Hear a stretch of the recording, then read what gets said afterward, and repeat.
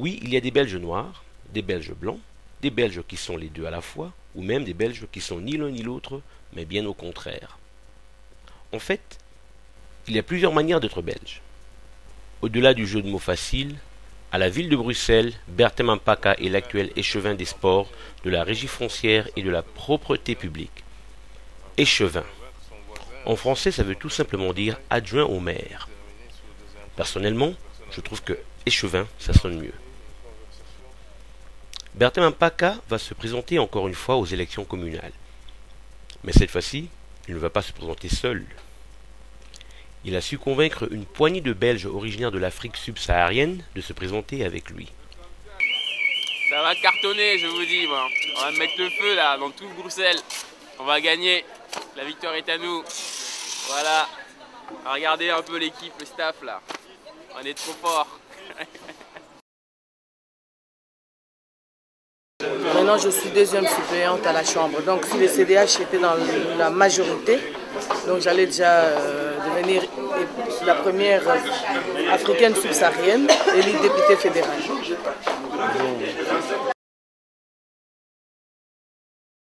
Enchantée, oui. On me filme ici.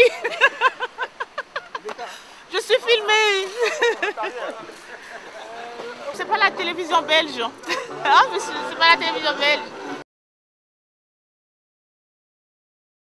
Idi Amouchebele, je suis sur la même liste que M. Mampaka. Vous avez plus de voix là, qu'est-ce qui vous est arrivé? La fatigue, on a tellement travaillé, on a peu de sommeil, donc la voix sort difficilement, mais on pense que Dieu est avec nous et que nos efforts n'ont pas été inutiles. Donc vous allez gagner. On va gagner.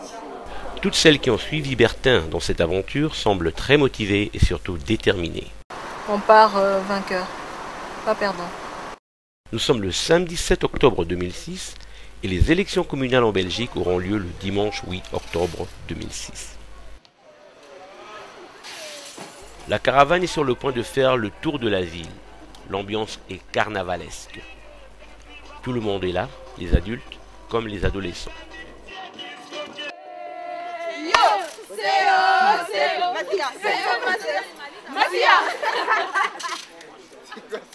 À 15 ans déjà, elle milite. Donc ça veut dire que cette fille-là, ses objectifs ne seront pas de faire de la prostitution ou de faire... elle aura des objectifs nobles. Et ça, si on peut au moins ne plus que donner ça à nos enfants, on ne va pas qu'on refait un grand pas.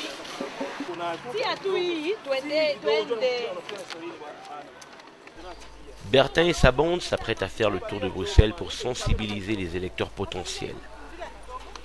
Il faut bien s'assurer que les photos de la présidente aussi figurent dans le cortège, sinon certaines mauvaises langues parleraient de communautarisme, voire de tribalisme. Oui, c'est un cortège pour Bertin, Lydia, Nestorine, qui sont des candidats du CDH. Et on va venir, on quitte ici du Ezel et on va au centre-ville. La grandeur du fleuve vient de ses affluents. Proverbe Sakata. On ne va pas casser un peu. Le fait aujourd'hui de prendre ces jeunes sœurs, de les entraîner là-dedans, c'est quelque chose de très important pour l'avenir de nos enfants ici. Ils auront des exemples positifs, au lieu d'imaginer toujours que les études ça ne sert à rien parce que les parents ont étudié et n'ont pas de boulot. Maintenant, ils vont constater qu'il y a moyen d'aller très loin avec la volonté. Et ça, c'est le plus important. On va scotcher sa photo sur cette voiture. Ça fait bien. Ça fait interculturalisme. C'est ici que Bertin travaille. Il doit se battre pour conserver son poste. C'est ici que se prennent les décisions qui affectent les habitants de Bruxelles, la capitale de l'Europe. Oui. Au deuxième, ok, d'accord, merci. Pas un seul masque africain, ni même une statuette rappelant que nous faisons aussi partie du tissu social, économique et culturel de ce pays. Rien n'atteste de la présence des Belges noirs. Bertin est surveillé par ses visages pâles, immobiles, certes, néanmoins présents. Une façon de lui dire « on t'a à l'œil ». Ce tableau nous rappelle plutôt que nous sommes tous des mammifères après tout.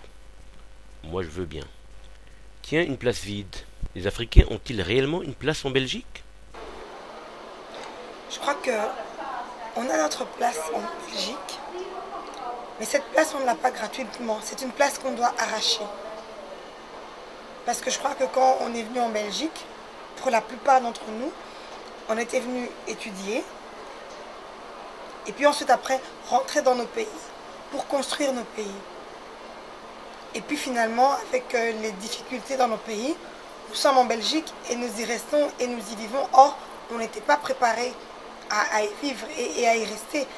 La population belge non plus n'était pas préparée à nous accueillir pour un si long terme. On était de passage. Donc on a notre place, mais c'est une place qu'on doit créer. Et ils ont raison, ils sont belges. Ils doivent faire ça. Ils doivent faire ça. C'est pour dire, l'enjeu ce n'est pas d'être échevin, c'est d'être échevin dans la capitale de l'Europe, la ville qui représente la capitale du pays, la capitale de la région, la capitale de l'Europe. Aujourd'hui, Bruxelles est la capitale de l'Europe. Et oui, Bruxelles est la capitale de l'Europe. L'Europe avec ses 25 pays membres, bientôt 27, est par définition un espace multi-ethnique. Répétez après moi, multi-ethnique. C'est un mot que vous allez entendre de plus en plus souvent.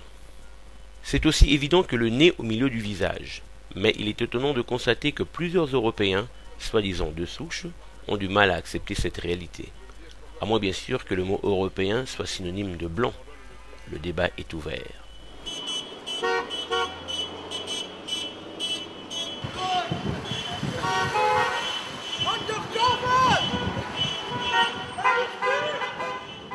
Tout le monde n'est pas content de voir défiler ce cortège brillant et coloré.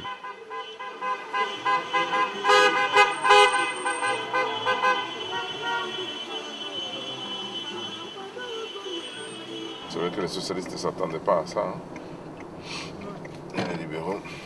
Mais c'est une démonstration de force comme Milky aime bien. Ça fait partie de la règle du jeu. Et à un moment, il faut montrer sa capacité de mobilisation. Ce qui intimide l'adversaire et le rend parfois plus raisonnable.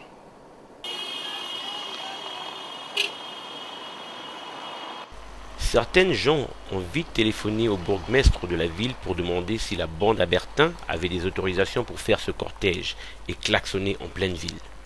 Non mais, c'est vrai quoi, on n'est pas en Afrique ici. Il paraît qu'ils ont donné des coups de téléphone au bourgmestre pour savoir s'il y avait des autorisations, donc on n'a pas arrêté de vérifier.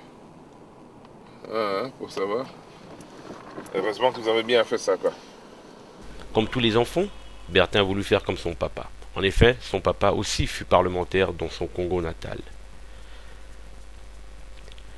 Bertin n'a pas tout imité de son père, heureusement ou malheureusement, car ce dernier avait 7 femmes de plusieurs ethnies différentes, tandis que lui n'en a qu'une seule, et c'est une Belge de souche, comme certains aiment le dire. D'ailleurs, que veut dire Belge de souche? Lorsque l'on sait que ce pays, la Belgique, a été fabriqué de toutes pièces à la conférence de Londres de 1831. Une cuillère à soupe de flamand assaisonnée de quelques wallons, le tout mélangé avec une pincée de germanophone, vous laissez mijoter pendant quelque temps et voilà, vous avez une petite monarchie constitutionnelle et héréditaire. Donc, la Belgique, par définition, n'est pas du tout mono-ethnique.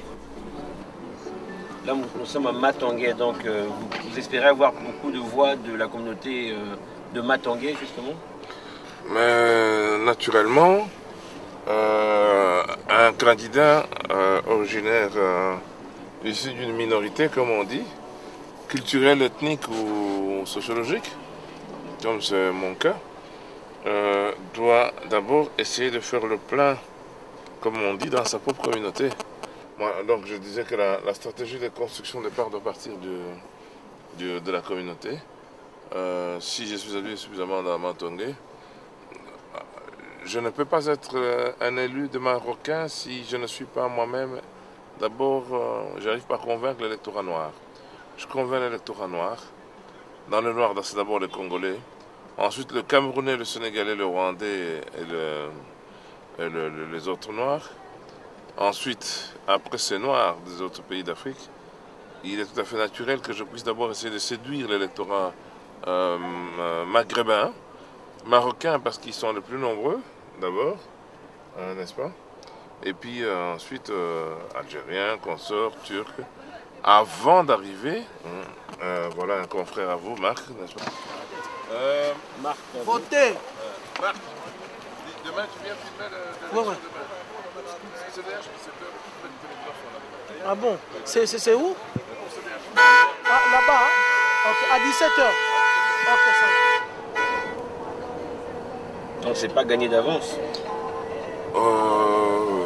Non, c'est pas gagné, ça dépend des enjeux des uns des autres. Hein. Dans mon cas, il ne faut pas que je gagne, que je sois élu, il faut que je sois élu avec un très grand score.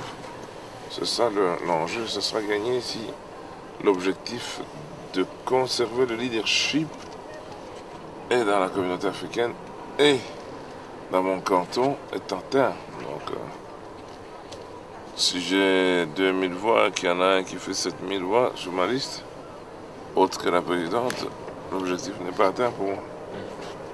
Donc, je dois avoir le deuxième score.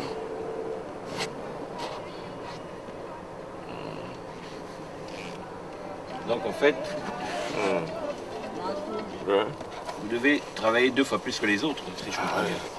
Je tire la liste avec la présidente. Hein.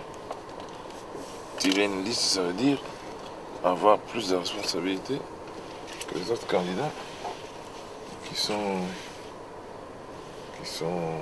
sur la liste avec nous. Quoi.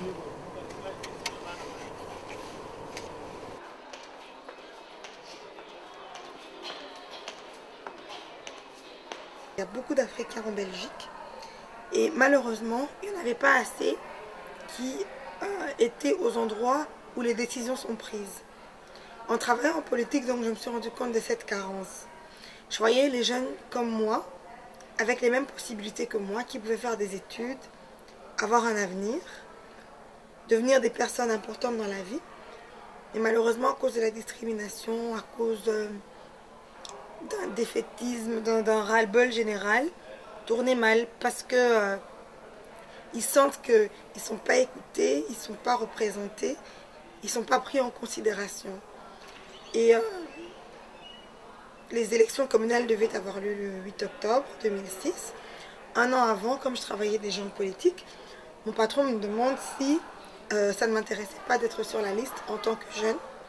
Parce qu'on a besoin également des jeunes à un certain niveau de pouvoir. Et je me suis dit, ben, ce serait bien en fait que je porte le combat de la communauté africaine ici en Belgique et que je me lance en politique pour que les Africains quand même puissent être représentés également. Voilà, c'est pour ça que je me suis principalement lancée en politique. On fait des émules.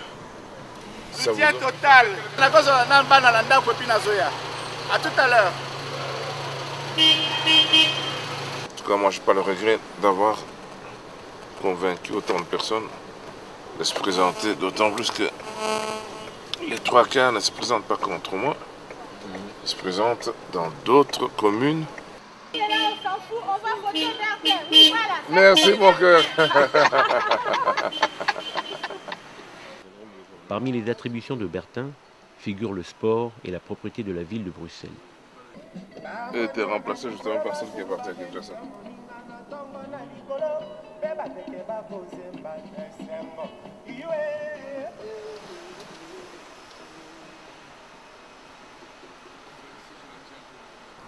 Ben, on a mis toute une stratégie en place pour sensibiliser les gens et donner toutes les informations qu'il fallait. Donc moi je suis sûre, on aura des voix. Assez. Petit tcha tcha.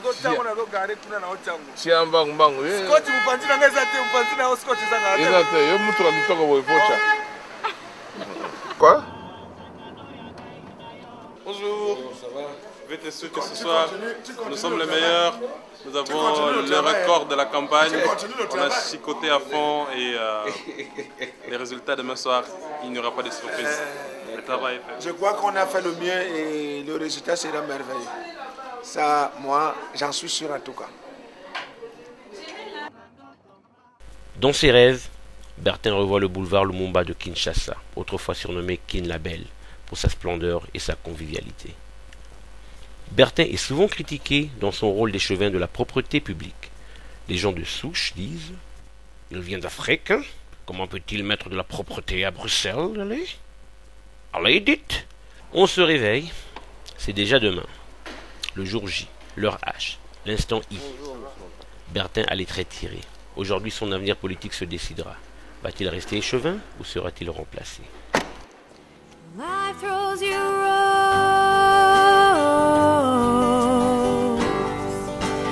You can build bridges. You can kill hope.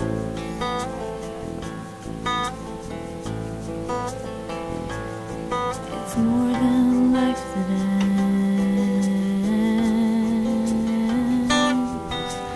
Once in the dark, when we walked for an hour together on the cliff's edge, me in gray and you in blue, and you held my body in the shade. Il faut être à pas moins de 300 mètres du bureau de vote. Comme le bureau de vote est là, on va se retrouver là. On a plusieurs équipes dans toute la ville de Bruxelles-Ville. Il y en a une qui est postée là-bas. Il y en a un qui est juste là derrière. Et un autre en face, à l'autre trottoir. Je souhaite pour lui une bonne place, plus que je vois, ministre. Monsieur, c'est interdit de courir, bien. À 300 mètres des bureaux de vote, le staff du CDH, tel des témoins de Jéhovah, négocie les dernières voix dans la rue. S'il est d'origine d'ici qu'il est blanc, on leur suggère Joël Mulquet. Sinon, s'il est d'origine africaine, on suggère Bertin Mampaka et les autres candidats d'origine étrangère. Mais beaucoup de gens ont déjà voté, hein. Je crois qu'ils sont réveillés très tôt matin pour voter les premiers. Donc on prend ceux qui sont retardataires. Et ça marche cette technique d'accoster les gens Oui, dans la rue comme ça? Il y en a certains déjà, ils nous disent ouais non, nous c'est Joël Mulquet, elle va passer, ou c'est Bertin Mampaka, il va passer, nous c'est le CDH, on a déjà voté. Et il y en a certains qui sont indécis et que voilà, ils disent non, on va voter PS, comme Raja a eu tout à l'heure. Et elle a su convaincre une personne d'aller voter CDH. Donc c'est vraiment positif pour nous.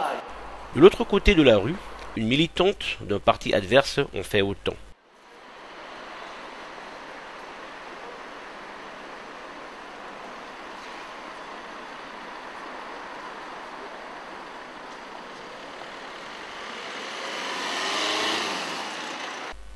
Quito applique à la lettre la mystique de Mampaka, la main, les yeux et la bouche.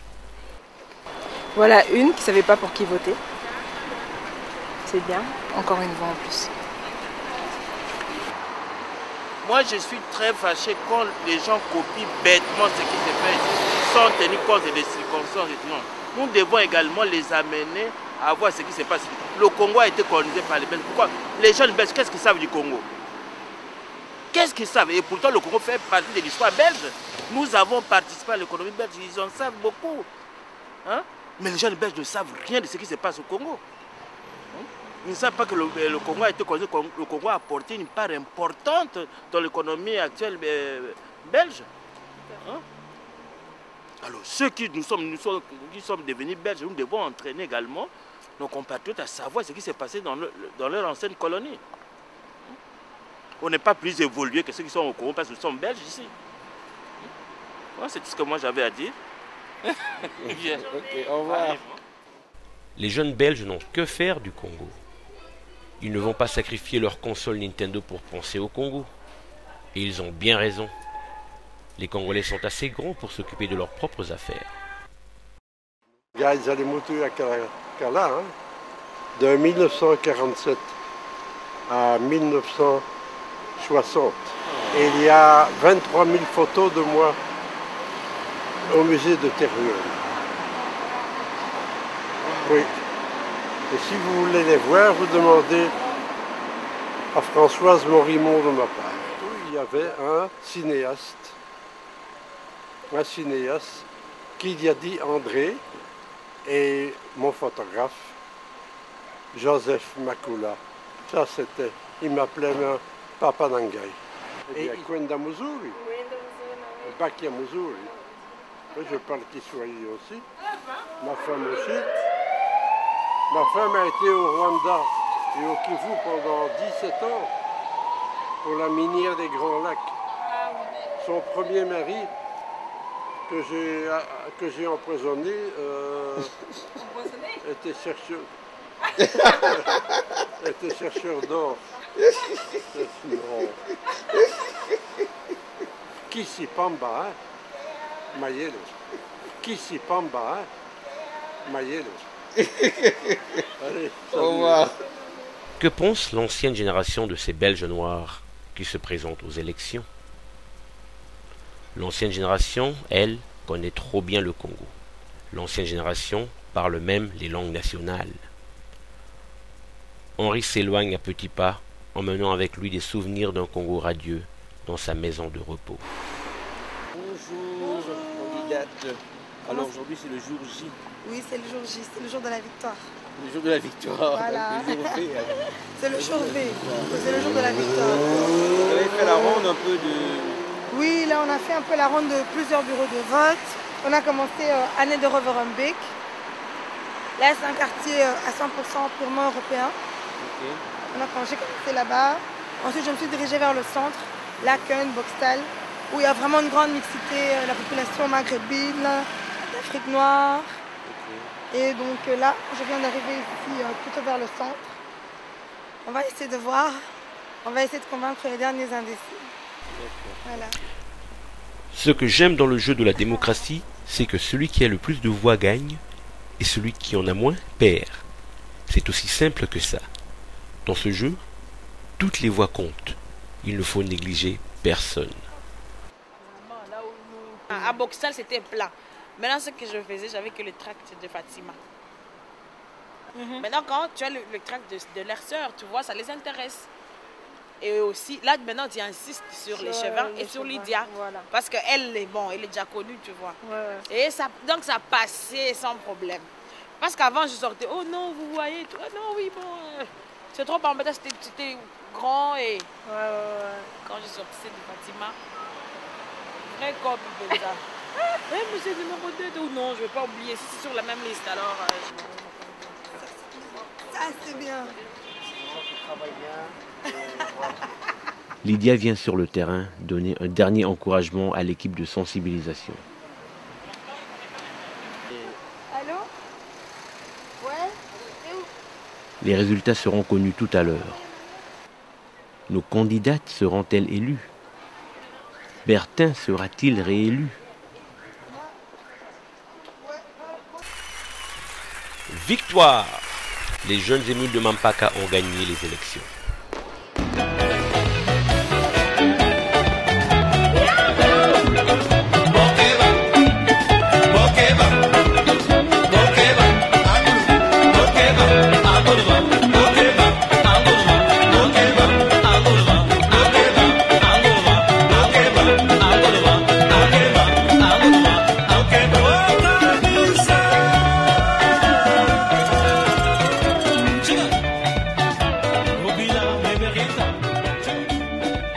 J'ai été élue le 8 octobre, conseillère communale à la ville de Bruxelles. Bientôt, on retrouvera des noms de plaques sur le Vlaams Belang. C'est celle qui va se battre toujours pour les autres. Ce n'est pas ma victoire, c'est la victoire de tout un groupe, de tout un parti, de tout le monde en fait que vous voyez. Donc il faut demander à tout le monde, ça fait quoi d'avoir gagné. Hey, ça va monsieur? Ça va et toi? Ça va.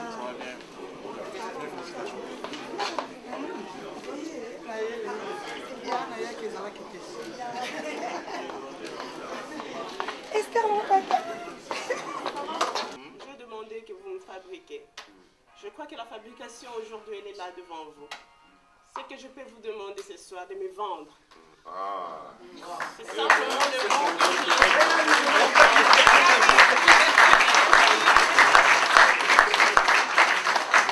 Merci à vous tous. défendre Nestorine, il faut commencer par défendre le produit. Et il faut défendre quoi? L'usine. L'usine, c'est quoi? Oh. L'usine, c'est quoi? C'est Mampaka. CDH, ce sont les actionnaires.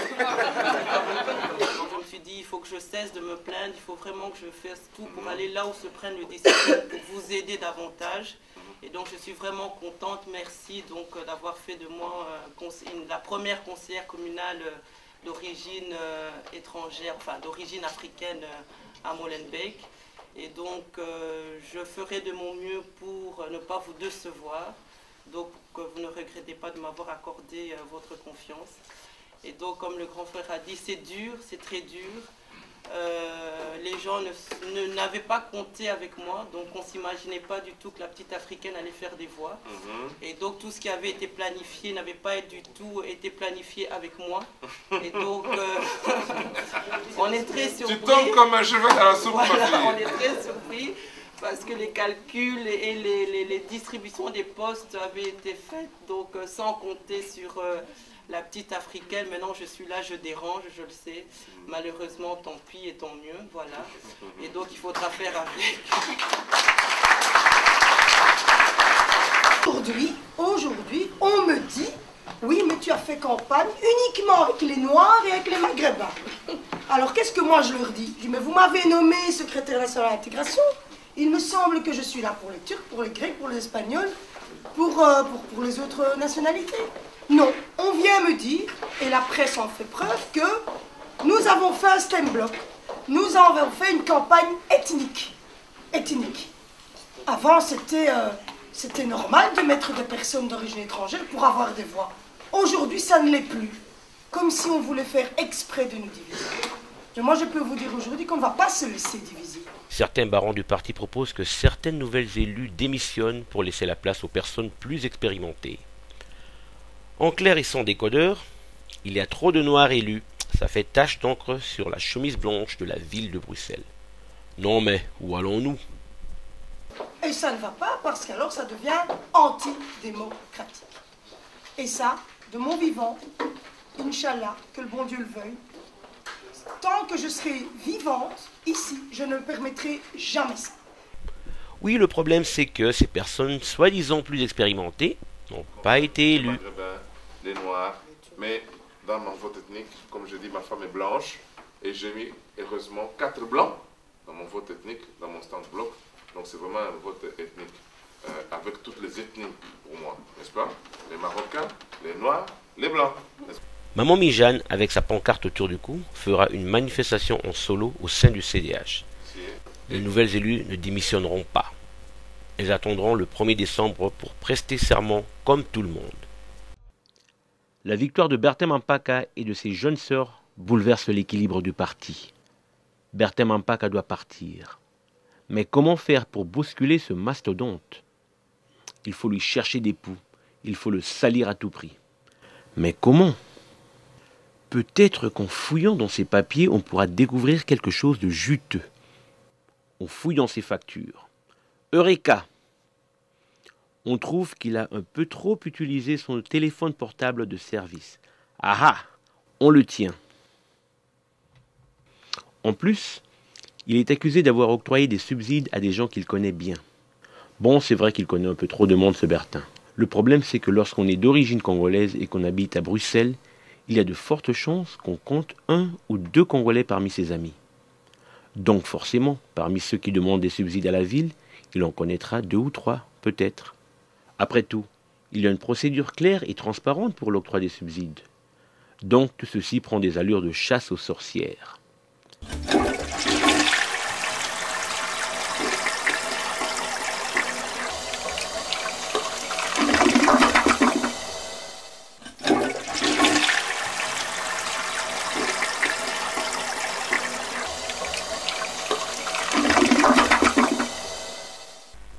En effet, il faut habiter la ville de Bruxelles pour pouvoir présenter sa candidature. Il semblerait que Fatima et Lydia posséderaient des adresses fictives, selon le conseiller municipal libéral Geoffrey Coumans de Brachère.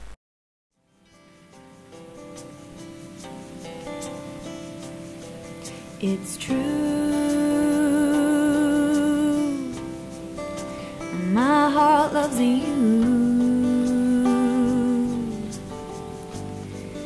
How I despair.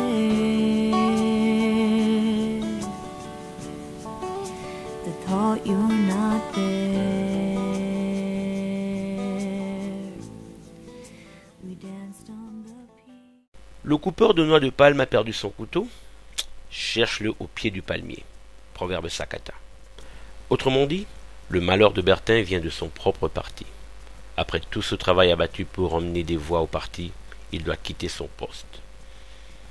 La personne qui plante le café n'est pas forcément celle qui boira le cappuccino. Des fois en politique, lorsque tu perds, tu gagnes, et lorsque tu gagnes, tu perds. Faut pas chercher à comprendre. Mampaka, telle une usine, a su inspirer et fabriquer des championnes. Aujourd'hui, l'usine est fermée, mais les actionnaires sont contents. Quel paradoxe. Entre-temps, la place sur le mur du bureau est toujours vide. Un tableau de Chéri Samba ferait bien l'affaire à mon avis. Ou un masque africain. Enfin, c'est une question de goût. Le Belge noir est enfin blanchi. Excusez le jeu de mots facile. Finalement, Bertin reprendra sa place d'échevin de la ville de Bruxelles. Kimbonja aussi, sortant d'une expérience communale, et même d'autres parmi vous, sortant d'une expérience communale qui a été très malheureuse, c'est-à-dire que, comme si ce n'était pas assez, il y a des gens, et je l'ai dit devant la caméra de M. Mouchéavoula, qui est donc irlandais, qu'il y a des gens à l'intérieur du parti qui ont orchestré des lettres anonymes. Et quoi qu'on dise qu'une lettre anonyme, on la met à la poubelle, mais chaque lettre, c'est un coup de rasoir sur votre cœur, n'est-ce pas, et qui laisse des traces. C'est un coup de rasoir. Chaque lettre, ça vous fait saigner du sang et de l'eau qui sort de votre chair, n'est-ce pas? Et beaucoup de choses ont été dites dans ces lettres. J'ai été traité de disciple de Satan, hein, je ne sais pas, moi qui prie le bon Dieu, n'est-ce pas? Il y a des lettres même, Mampaka doit partir. Et ce qui m'a fait vraiment la peine, c'est que la moitié de ces lettres sont écrites par des Congolais. Et malheureusement, même par certaines personnes qui sont très proches, me dit-on, de certains élus que vous et moi, nous avons soutenus aux élections communales. Sylvie Bomélé, conseillère communale à Molenbeek depuis octobre 2006. Donc c'est vrai que c'est une expérience intéressante. Pour un premier pas, en tout cas, c'est un écolage, on apprend énormément. Et donc c'est aussi important de souligner que c'est la toute première fois qu'une personne d'origine congolaise, enfin même d'origine africaine, est élue conseillère communale à Molenbeek. Donc par mon élection et celle de plusieurs autres personnes aussi d'origine africaine, on espère vraiment être un bon exemple pour les générations futures.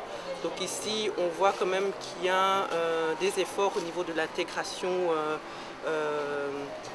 qui se font, donc il y a quand même de l'ouverture, on est maintenant accepté, donc à nous maintenant de montrer justement qu'on peut apporter des idées, des projets intéressants, pas uniquement pour notre communauté, mais également pour la Belgique. Et ça permettra aussi, je pense, à l'avenir de renforcer quand même les liens entre les communautés et surtout les liens qui nous lient évidemment avec le Congo, qui est quand même une ancienne colonie donc, de la Belgique, et le fait qu'il y ait quand même des Congolais maintenant au niveau des gouvernements. Et donc moi je trouve quand même que c'est un pas très intéressant. Voyons voir ce que l'avenir va nous réserver. En tout cas, je pense qu'on a déjà bien avancé et voilà, on va continuer à avancer et on fera vraiment de notre mieux pour être au niveau de la confiance que les électeurs nous ont accordée. Donc on ne cessera de les remercier parce que c'est vrai que nous travaillons, mais c'est aussi grâce à eux que nous sommes arrivés. Voilà, merci beaucoup.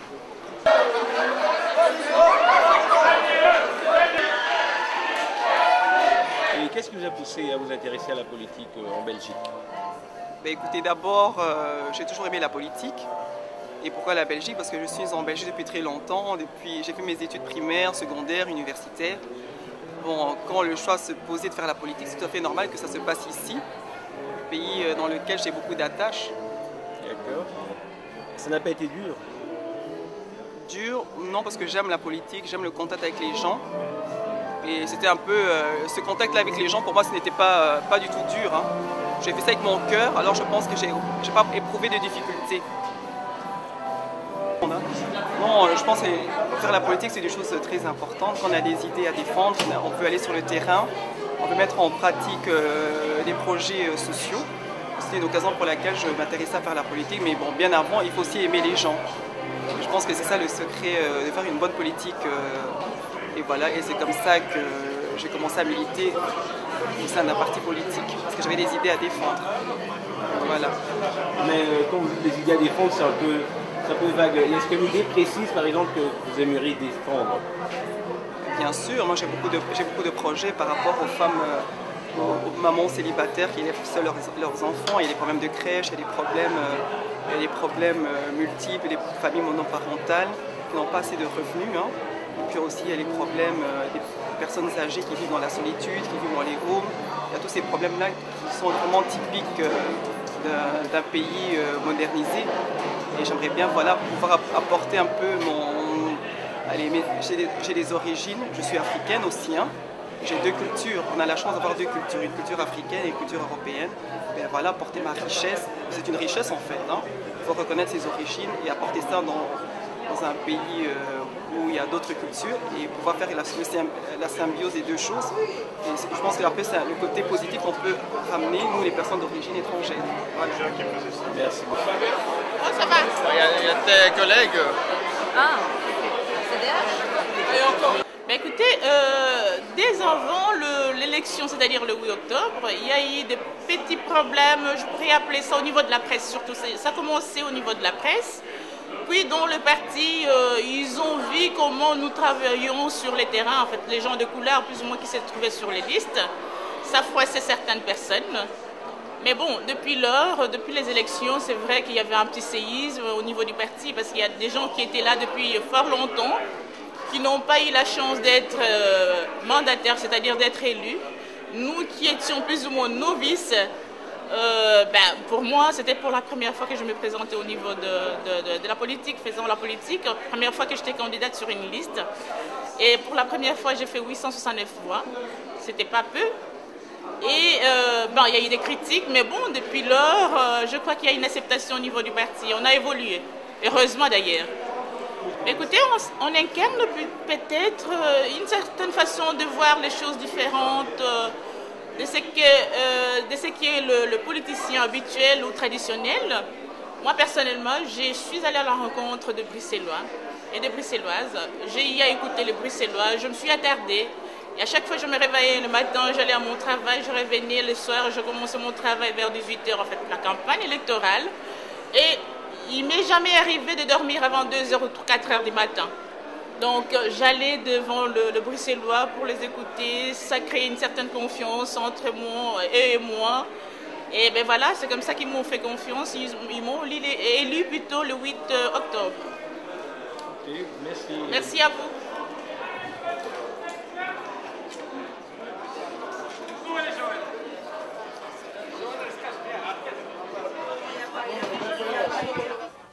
Bertin Mampaka reste tout de même un pionnier, un modèle de rôle pour les personnes d'origine africaine qui vivent en Belgique.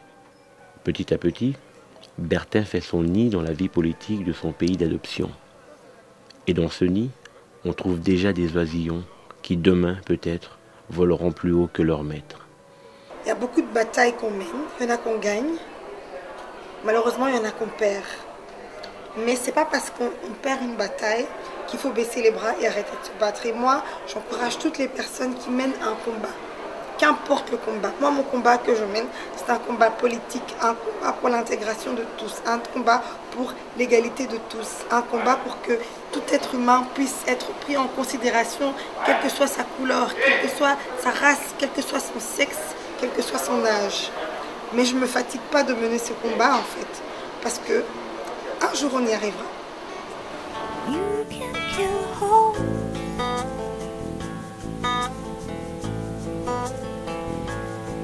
It's more than life that ends.